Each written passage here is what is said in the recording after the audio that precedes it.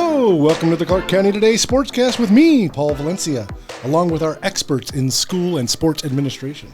Tony Liberatorre, former athletic director and now associate principal at Fort Vancouver. And Cale Piland, director of athletics for all Evergreen schools. You like how I say that, Cale? That's so dramatic, Paul. I love it. Yep. Hey, the today, emphasis on all. Yes. Today we'll be having our first guest. The greatest wrestling coach in Union High School history is with us, John Godinho. Welcome. Thank you. Thanks for coming in, Coach. Thank you. And we'll get to you in a second here, but I just want to let people know what the rundown is today, what we'll be talking about. We'll be talking wrestling. Mac Classic is this week. That's why we've got Coach Godinho in with us. We'll do some all-league stuff, how I rarely care about all-league, but when I do, it's because something went really, really wrong. We're going to talk shot clock. We had some interesting thing happen, I think, in Oklahoma. And Oregon's bringing the shot clock, I think, next year, which is going to help a lot of our teams, and we can salute Washington.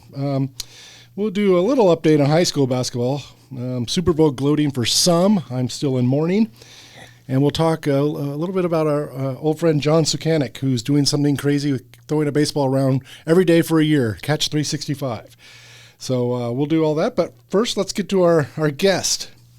As noted, John Godinho, greatest wrestling coach in Union High School history. I might have failed to say you're the only coach in Union High School history, but hey, it's still pretty cool. What opened its doors in 2007? 2007, 2008 was the first year. That's right. And then this weekend is Mac Classic, so we figured we'd bring in a guy who knows all about Mac Classic. And first of all, just, I guess I'll just ask the easiest question of all. What does wrestling mean to you? Well, wrestling's my passion, and it taught me my values in life, my work ethic and loyalty. Through my growing up as a wrestler in Castle Rock, and I just try to bring some of the things he taught me and some of my other coaches that taught me, and bring it to our kids, especially this special time, because it's a journey. It's a process to get to where we are now, and there's a lot of pressure on these kids, and there's a lot of hearts up on the Tacoma Dome ceiling, broken and fulfilled. Right. It's been a while since I've covered it. At Clark County Today, I'm kind of a one-person sports staff. I can't go everywhere, but I don't know, Tony and Cale, if you've ever been up there for that. It is special. It is a very unique, Tony? I was going to say spectacle, but I don't know if that's the right word. It's just unique for high school sports the way they set all that out. Right. It's neat. I was looking up at just all the sports, and cross country has everybody come to the same place on the same day. But by the time they get there, they're in their final. It's their last race. But you guys, you're brackets, 16-person brackets, right? There's some 16, 12s, and then 20s. Right. 3A is 20. We are 16. And so, 4A. And everybody's there under the dome, all wrestling at once, and then all your championships are at the same time in all the different classifications. And it is special. But tell me what your memories of, your fondest memories of Mac Classic. First of all, the highlight of this year is we have 2 classifications for our girls. So our girls are growing as a sport. So there's a small school and big school. So this is the first time that we have that this year. So I'm really excited for that.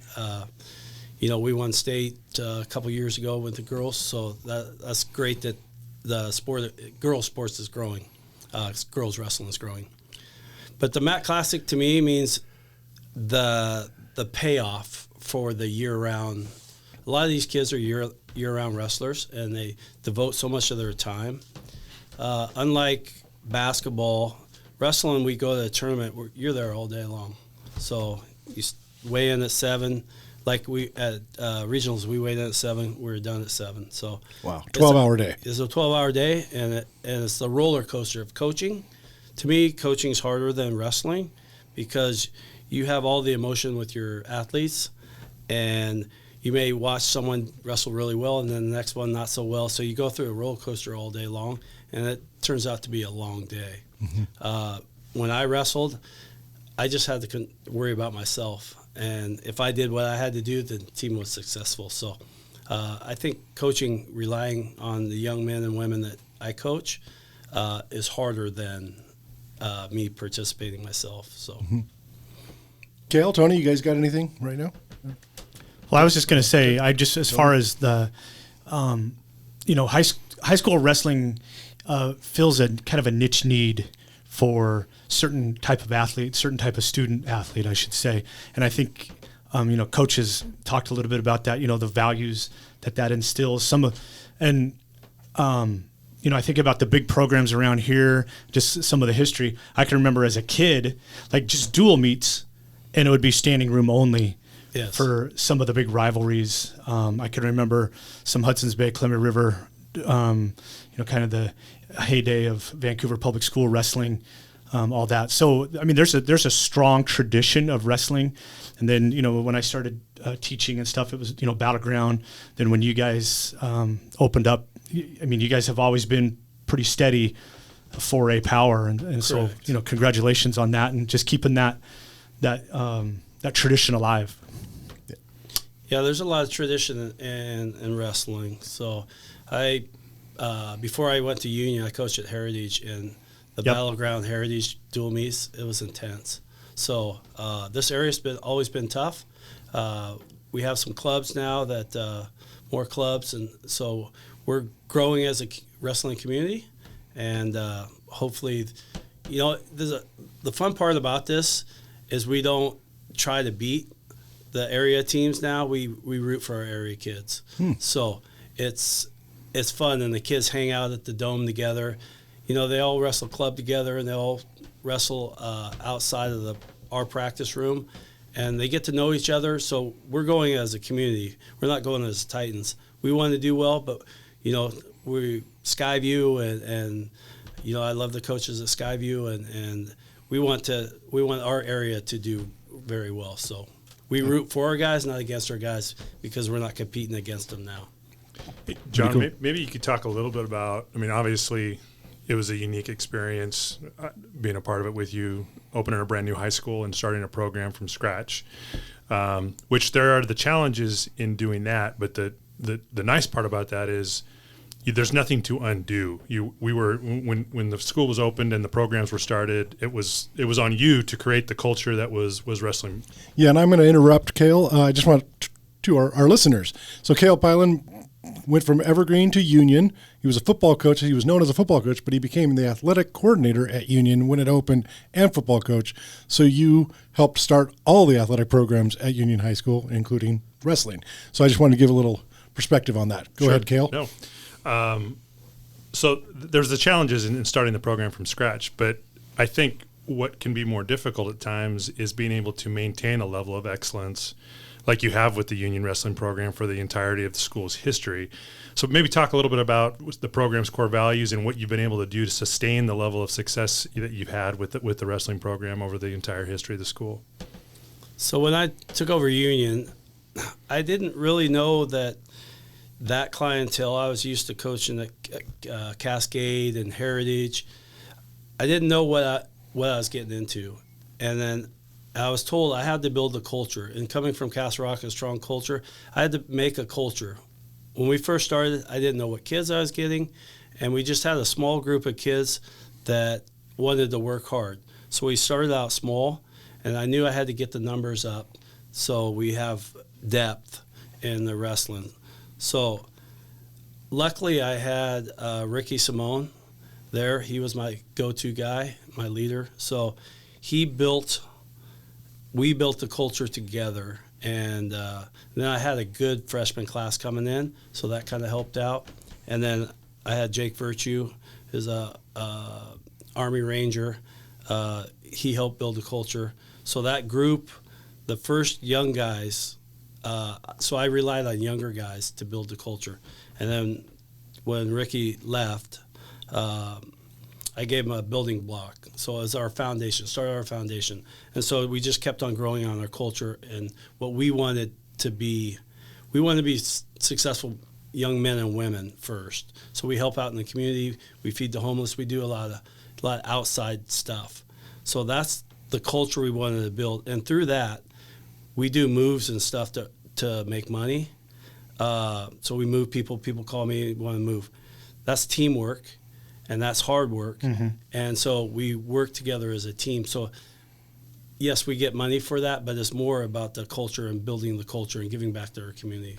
Because I much rather have I've just been lucky. I had good teams, and we have good young men and women. So, Yep. One more history note. That is Ricky Simone, the Ricky, right? Yep, the Ricky Simone. The one we know about from UFC. Yep.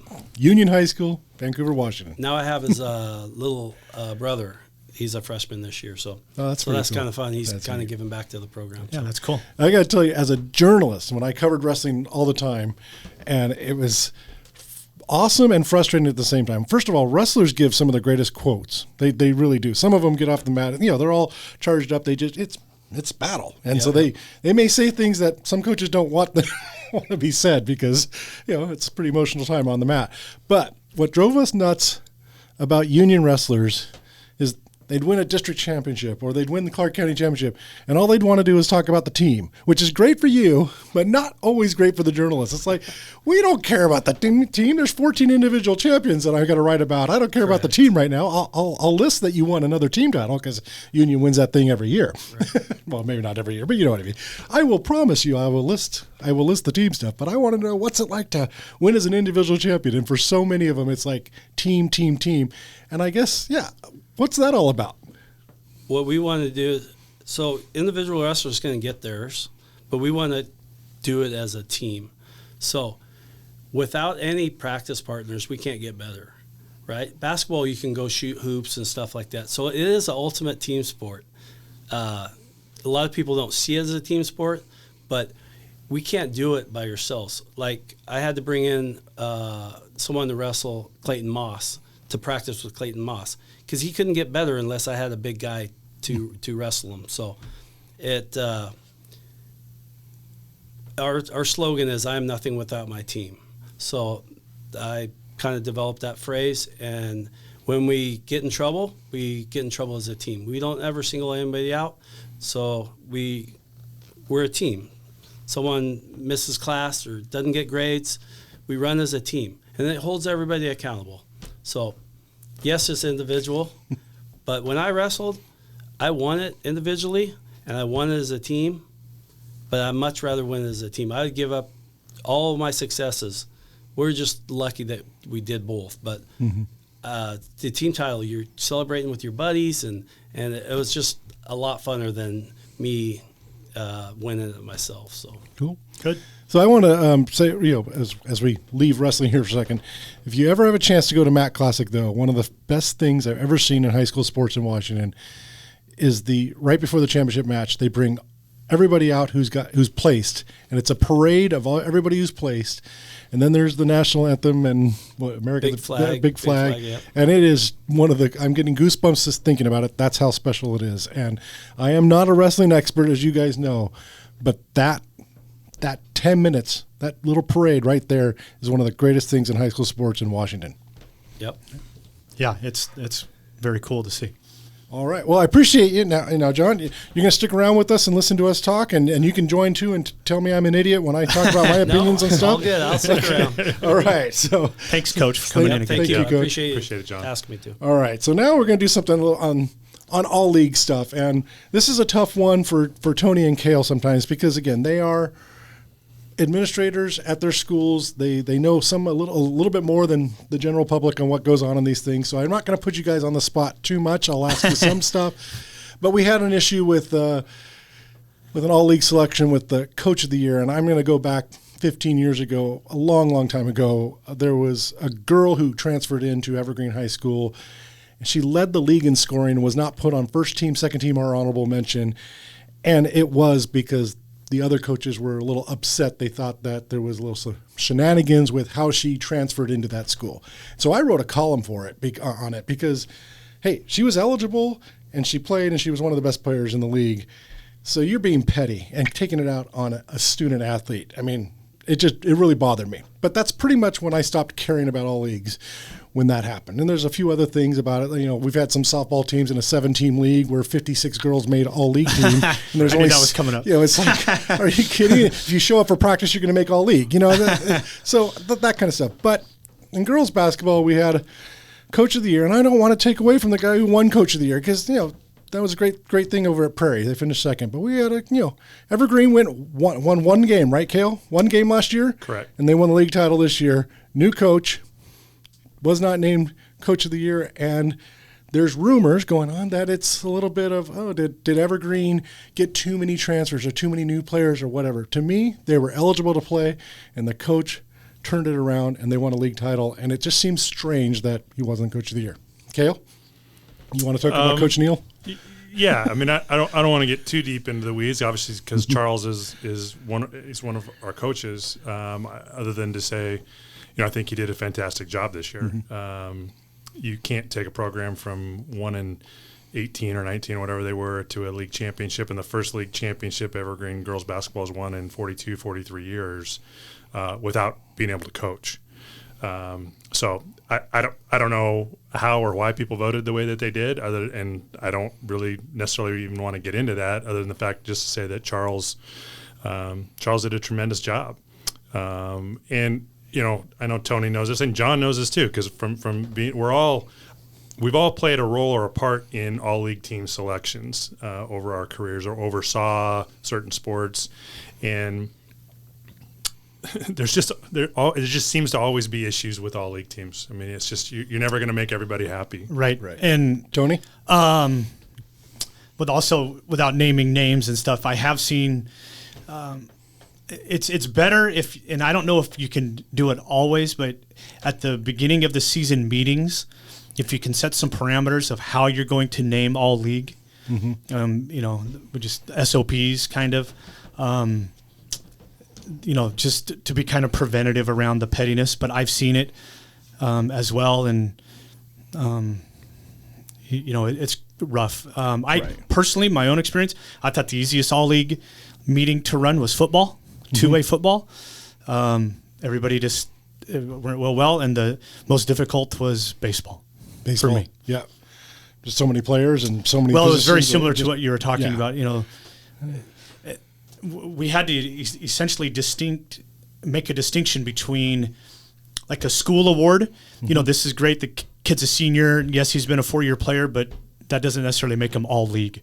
So if you want to give him honorable mention, and then, but I understand what you mean about if you've shown up to practice, you're going to be all league. Yeah, it's just so many of them over the years. So, and then individual sports. Yeah. In wrestling. So wrestling, we coach, being kids switch weights throughout the year, they progress down. Yeah, good point. Yeah. We just do district champion, and then second place is our second team. Right. So similar. Track does similar. Yes, that's pretty simple. That makes it simple. And I've always, and now in all my years of doing this, even before I came to Clark County, it's like individual sports all league just are weird to me, because you already have championships. We already know who the best is in the district, and then we made that change as a 3A 4A league a few years ago with all of our individual sports, and just say whatever the district tournament or meet or whatever that is, that determines who's all league. So whether it's golf, tennis, cross country. I mean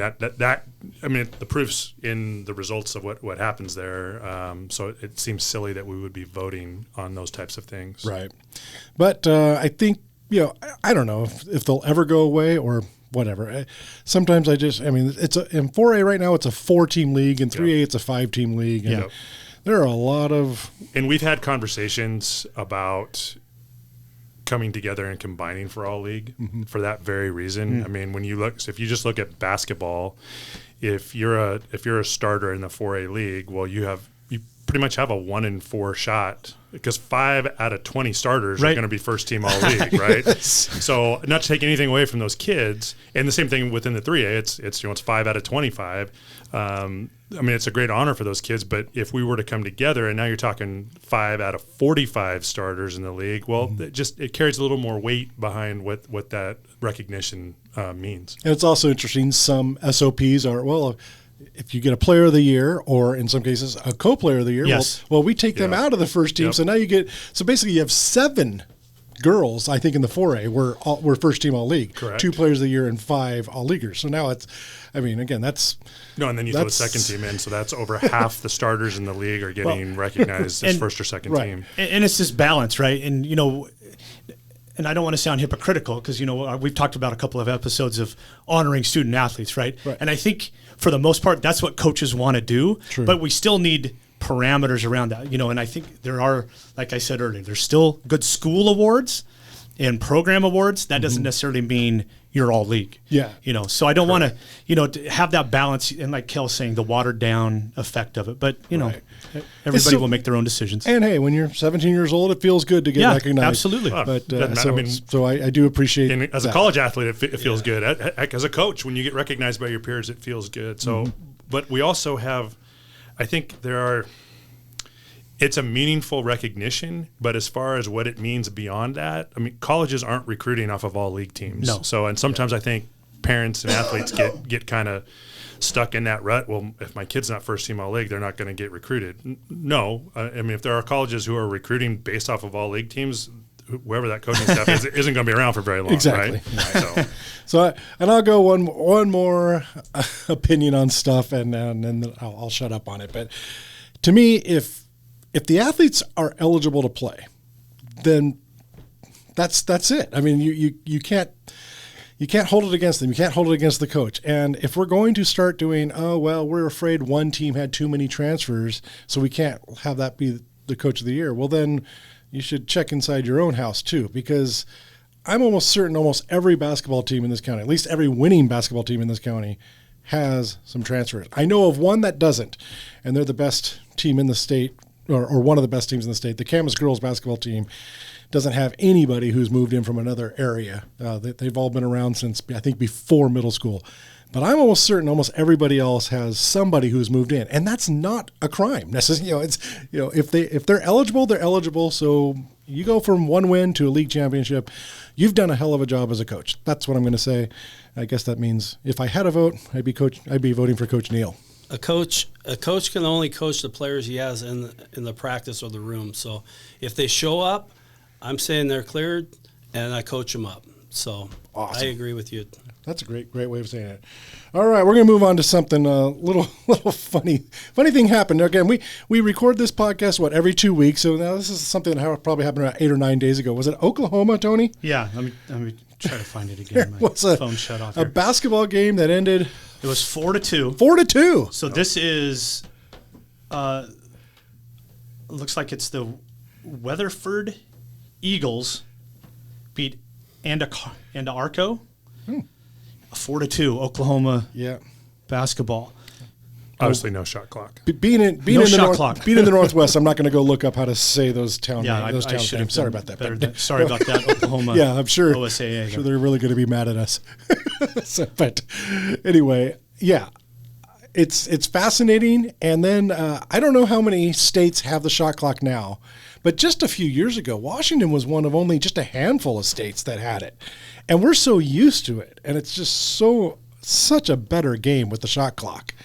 And I get to go to Oregon a lot. I freelance work, so I do help at the Oregon State tournament every year, and it drives me nuts. Every year I get to the media table and I'm doing my stats and I'm looking at, and this possession's taking forever, and I'm like, and I always look, where's the shot clock? And it's not there. Yeah. Fortunately, Oregon is going to get it, I think, next year.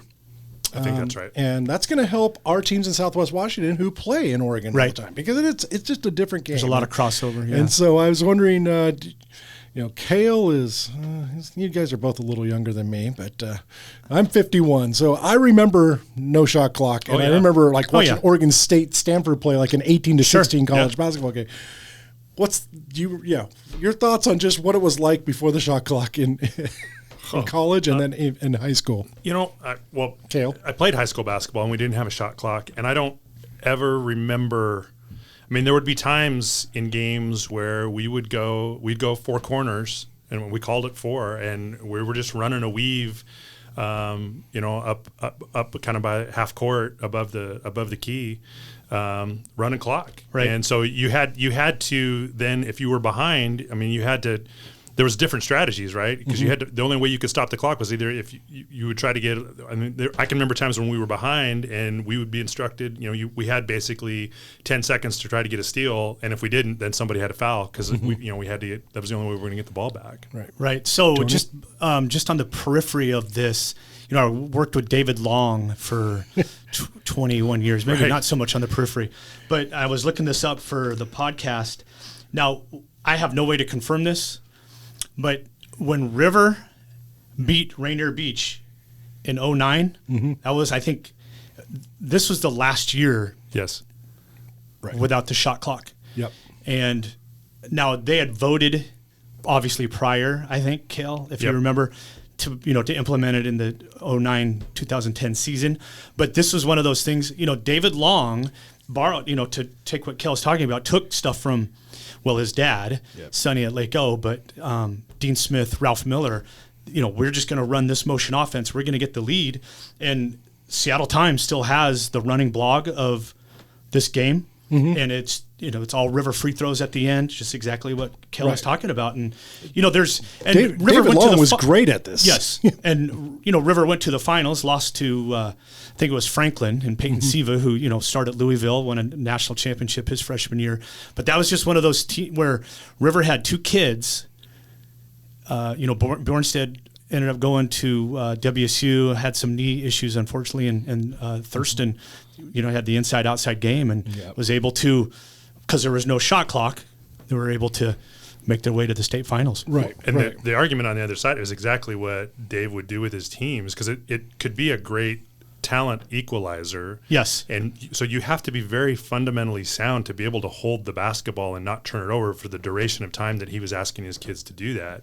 And so there are some, I don't know if you'd call them basketball purists, but would say, oh, no, you're just dumbing down the fundamentals because you want kids to try to go fast and score quicker. Mm-hmm. Whereas if you're deliberate, you have to be fundamentally sound to be deliberate with the basketball. Right. So in my time, like I said, working at Oregon games in the last few years, and it's just been funny to me because it's like something clicks on a coach. When it hits the 1 minute mark of every quarter, they go one shot. Yeah. So it's like 56 seconds of just doing something you haven't done for the first 7 minutes of the quarter. And I would say more times than not, the possession fails to score. Now, it does its job of the other team doesn't get a shot off, but they fail to score. And it's just such a weird thing. It's like, if you think it's right for the last minute, why aren't you doing it for the last 8 minutes? Right. Of course, you would lose every kid to, I'm moving. I'm not going to play basketball like this. So anyway, now starting next year, Oregon will have the shot clock, and Washington schools will help. There was a district Cale? tournament game, I think, back, it's been like 98-ish. I think it was between Bay and Fort. And I know it was Fort because Mick Hoffman, who's now the executive director for the WIA, was coaching it. Was the head coach at Fort. And they went into overtime, and I think they played like 5 overtimes because whoever won the tip just held the ball. And the other team just sat back and didn't come out and guard them and just let them, okay, take it down and one shot.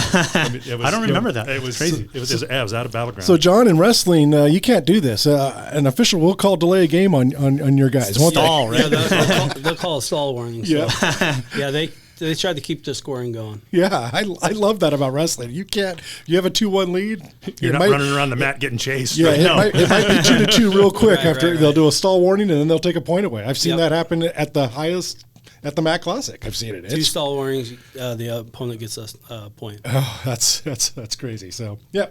Anyway, good on, crazy that Oklahoma's doing 4-2 games, but I'm glad we don't have that in Washington. Right. So, congratulations, Washington. You are ahead of the time, Washington State.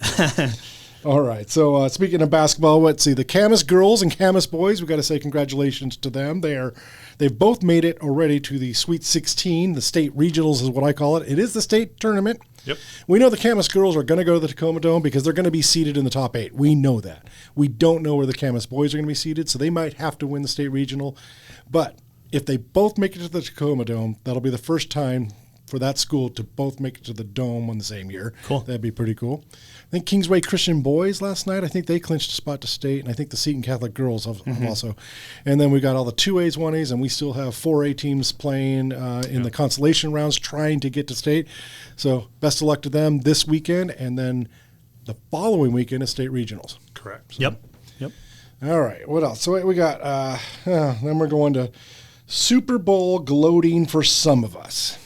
A couple people in this room predicted the Chiefs. They probably didn't realize that,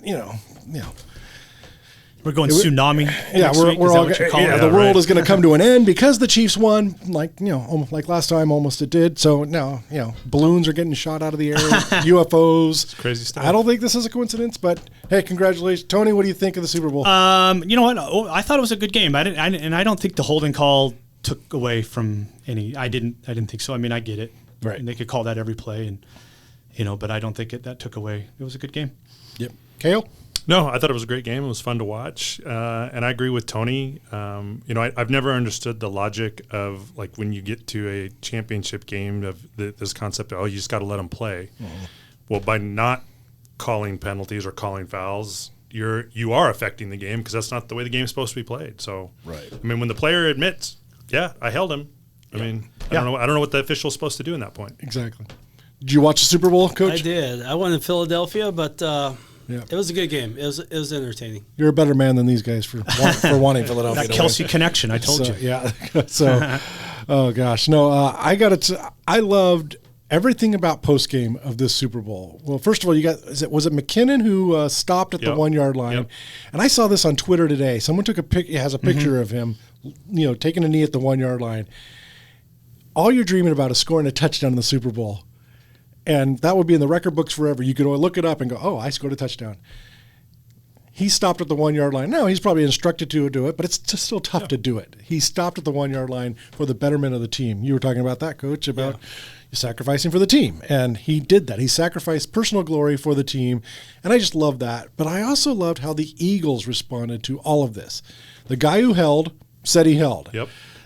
All the other players said, hey, you can't rely on one player. We shouldn't have been in that position. Right. I mean, the Chiefs, people forget that it just allowed the Chiefs to win the game with 3 seconds left, or take the lead with 3 seconds left, pretty much sealing the win. But if it would have been an incomplete pass, the Chiefs would have kicked a field goal there and still taken the lead, most likely. And then so the Eagles still would have been behind. Let's just give credit to the best quarterback in the league right now is Patrick Mahomes, and the best tight end to ever play, in my opinion, is Kelsey. And I'm a Raider fan, and my tongue's going to fall off for saying that. But, they're just awesome.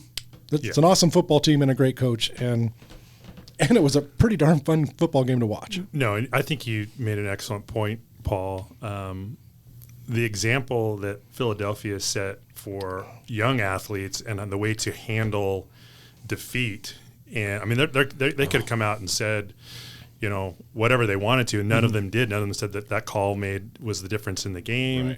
Right. It was interesting to watch how Jalen Hurts conducted himself. I don't know if you guys remember a few Super Bowls ago, there was a quarterback from Carolina when they lost to the Broncos who basically just wore his hoodie and pouted on the after the game. And so I just thought that was total class. I gained a lot of respect for the Eagles organization and how they handled themselves in a very difficult spot. Oh, they did. It was player after player never complaining about stuff. And we talk about sportsmanship in Southwest Washington high school sports and how, we've talked about the last 2 podcasts. Parents have gone crazy. I mean, there was a union parent a couple years ago who wanted a referee fired. He went on social media and wanted them fired, even though we only have a handful of referees left. Right. But my goodness, it's a regular season. Well, it was a COVID game, for crying out loud. It really didn't mean anything. It was an abbreviated game. But anyway, my point is that, and we've all seen worse things that weren't called.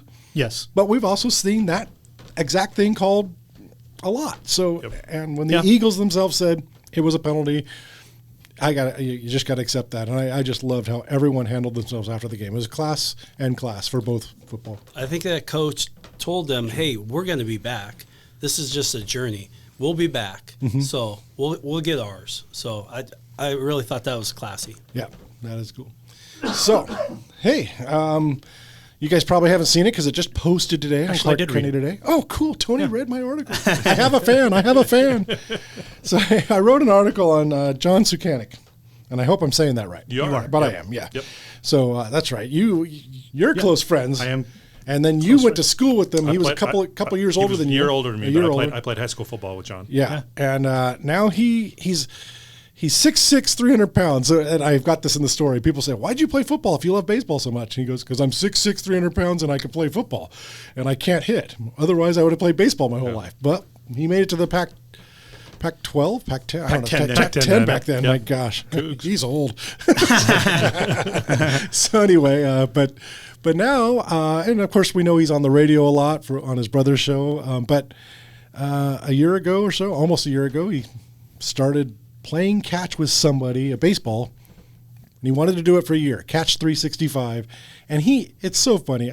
I'm probably the 25th media member to do a story on it. But I'm not, it's not like it's my original idea. My gosh, he's gotten so popular over the summer. He did it during baseball season. And it's just so cool. But I asked him to have a toss on Super Bowl Sunday because that's my favorite sport, and it's my holiday is Super Bowl Sunday in the NFL. There you go. And so I wore my Cliff Branch jersey, threw the ball with him, and he wore his Mariner gear, of course, and we just had a blast. And I got to write about it, so it's on ClarkCountyToday.com now at Catch 365. But Tony, what do you think of his mission, his project, and then just your friendship right. No, with I think, him? When he told me he was going to do that, I'm like, oh, okay. But he's done it, and it's been cool, a journey to watch, both, from far and near. Like, he's played catch with every one of my family members. Uh-huh. He and I played catch up at Safeco Field a couple of times. I was with him when he played catch with Julio Rodriguez and Jared Kelnick. We were up there getting some memorabilia signed. So it's just those types of things to see. Jamie Moyer was over the summer. The Salem Kaiser Volcanoes invited him to throw out the first pitch. So I have some good video of that I like to tease him about. But yeah, no, it's really cool to see. It's a great goal. My interview was so long, I couldn't put all these stories, but the Salem Kaiser Volcano one is funny because he talks about how there's like 40 people there, but one of them is a stepmom cheering like he's 8 years old, yes. And he's just freaking out because this 49-year-old man's throwing out the first pitch, and it's like, okay, Mom, hi. Yes, that's exactly it. Cale? Yeah, no, I think it's just been a really cool thing that he's taken on, because just the level of commitment to make sure that you do it right every day. I mean, how easy would it be to just, I forgot, but yes. He's and the fact now that he really has quite the following with this, and people from all over the country kind of reaching out to him and wanting to have a catch, and I just think it's really cool. Yep. Coach Godinho? It's good for the sport of baseball, It's just, and maybe you take a kid that doesn't have a father to play catch with, and so throw the baseball. Yeah, he's met so many people, and he's had some emotional moments with some people. He's told us. He's got some great stories. And he just said that playing catch is just the vehicle. It's not it's a vehicle to spend 20, 30, 45 minutes with someone. And some of these people, there's, we talked about people we know, but some of them are just strangers. Yeah. And that's just really, really cool. So I love it. And I just, I don't have anything I can think of like that. I mean, my passion for my Raiders is kind of, I guess, legendary on Twitter, and in my life, it's what it's what I want to do. I spend my money on Raiders stuff. But Tony, do you have anything crazy that you've done that was a good question to think about, and just sports wise, and just coincidentally, I've done some of these with John, but I've been to 3 Hall of Fame Cooperstown inductions. The last 2, Edgar and Griffey. The first one we went to was Gwynn and Ripken. And just to be there those weekends, Cooperstown is, it's Cooperstown. It's cliche, but it's true. To walk down Main Street and be there for a Hall of Fame induction weekend, it's pretty cool. And if you've never been to Cooperstown, everyone, it is about the size of this studio. I mean, yes, it is tiny. And then they have 90,000 people or whatever. I don't know how many people show up for.